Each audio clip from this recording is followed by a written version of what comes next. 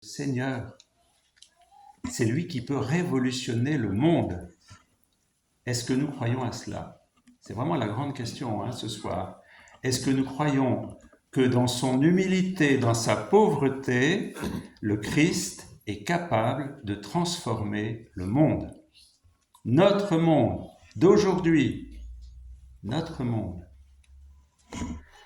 Alors, merci à Christelle tout à l'heure qui a cité Etty Hillesum, cette jeune femme juive. Je reprends la phrase que Christelle a lue tout à l'heure parce que je pense qu'elle est importante. Etty Hillesum qui partait pour les camps de la mort en 1942, elle écrit ceci.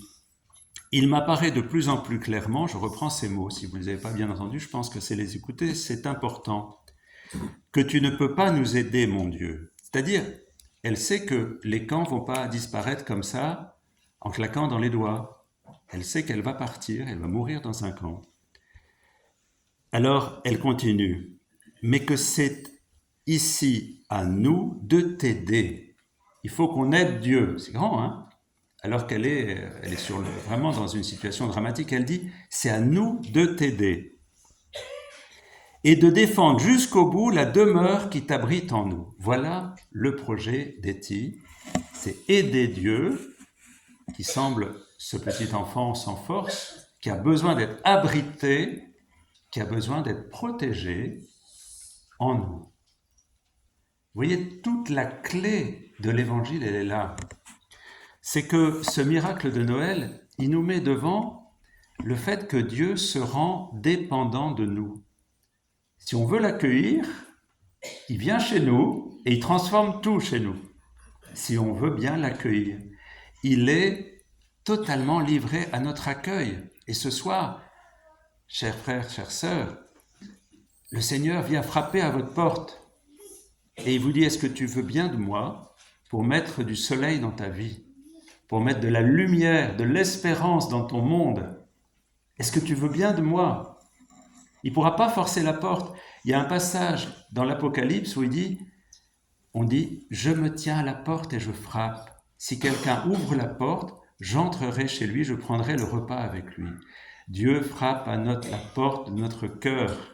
Ce soir, il se présente à nous dans cette pauvreté, cette petitesse, tout petit. Je me souviens d'une sœur carmélite qui était très âgée, qui avait 95 ans, et qui disait, quand elle regardait l'hostie, elle dit, c'est extraordinaire, dans ce petit bout de pain, il y a tout l'amour de Dieu. C'est pas plus grand que ça, et tout l'amour de Dieu est concentré dans une toute petite hostie. Bien, dans un tout petit bébé qui se présente là, il y a toute la puissance, tout l'amour de Dieu. Et à notre porte ce soir, à la porte de notre cœur, il y a l'amour de Dieu qui frappe et qui dit, est-ce que tu veux que je transforme ce monde avec toi? Pas sans toi, c'est ce qu'a dit tout à l'heure Christelle. Pas sans toi, jamais sans toi. Nous sommes les mains de Dieu. Il paraît qu'il y a un prêtre qui disait à son évêque, « Ah, moi j'ai remis la paroisse à l'Esprit Saint. » Alors l'évêque lui dit, « Elle est mal partie, votre paroisse. Parce que si vous faites rien et que vous attendez que l'Esprit Saint fasse tout, vous êtes mal barré. » Oui, l'Esprit Saint est là. Oui, le Christ est là, il se remet entre nos mains. Mais si on dit, le Seigneur va s'en occuper, moi ça va, mais il ne se passe rien. Parce que nous sommes les mains de Dieu. Vous savez, il y a des mains sur cette terre. C'est la terre qui est représentée là. Et puis il y a la terre qui est représentée aussi sur le clocher devant l'église. Qu'amour et tendresse renouvellent la face de la terre. Eh bien, amour et tendresse, ça ne va pas tomber du ciel. Il faut que ça passe par nos cœurs, par nos mains. C'est ça que ça dit Noël. C'est que nous sommes les mains du Seigneur, nous sommes le cœur du Seigneur, nous sommes les yeux du Seigneur, nous sommes le sourire du Seigneur. Alors, évidemment, derrière les masques. Puis de temps en temps, on enlève le masque et on montre le sourire. Il faut que vraiment nous prenions conscience que sans nous, rien ne peut se faire.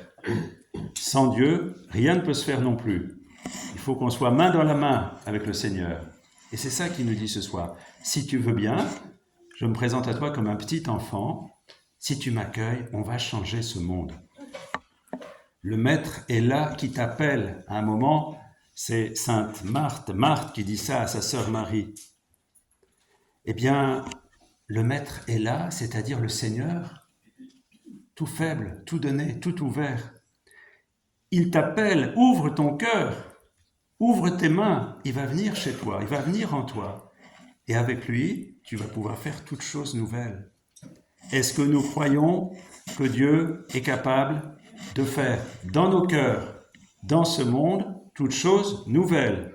Excusez-moi, c'est pas facile, hein? Je sais que quand on pense à ça, c'est pas si simple dans le monde où on est. Et pourtant, c'est la seule question qui vaille.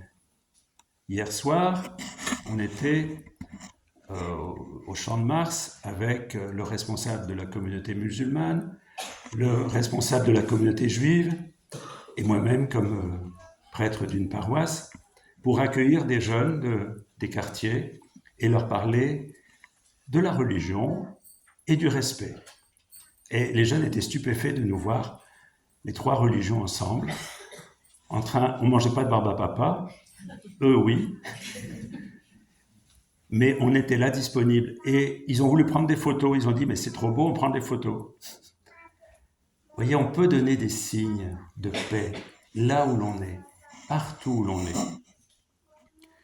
Ce soir, qu'est-ce qui se passe pour l'humanité de Jésus? Est-ce que je vais la faire mienne? Est-ce que je vais accepter de venir la maison du Seigneur dans mon cœur?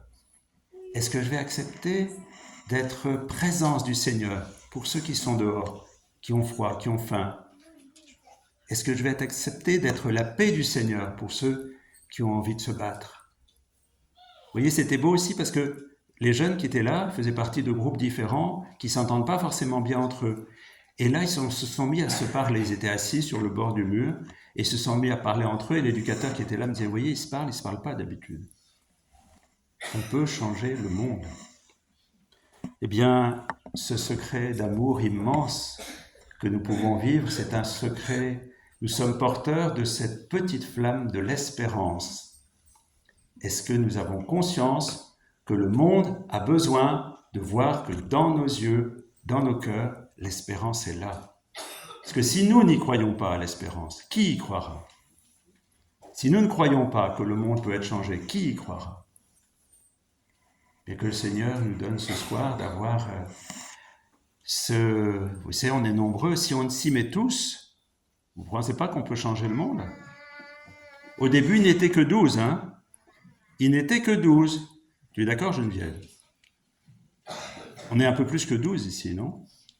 Donc si on s'y met tous, on peut changer le monde avec la présence de celui qui nous aime, de celui qui nous habite, de celui qui veut faire de nous un peuple humble et paisible. Alors, Noël, bien sûr, ça nous rappelle des souvenirs d'enfance, des chants anciens qu'on a encore peut-être dans le cœur, dans la tête. On est allé à un concert avec nos frères évangéliques, il y avait des chants comme Minuit chrétien, tout ça. Alors c'est beau, mais Noël, c'est pas simplement une fête qui nous tourne vers un passé dépassé. Noël, ça nous appelle à une jeunesse qui vient de l'avenir.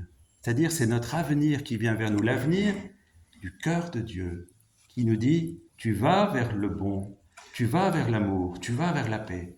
Alors je t'emmène, vous savez, la main elle est tendue pour nous entraîner, pour qu'on mette nos mains et que ensemble on construise ce monde qui espère. Eh bien, que vous les enfants, vous nous indiquiez le chemin, c'est ce que nous vous demandons. Indiquez-nous le chemin du monde nouveau. Vous êtes d'accord?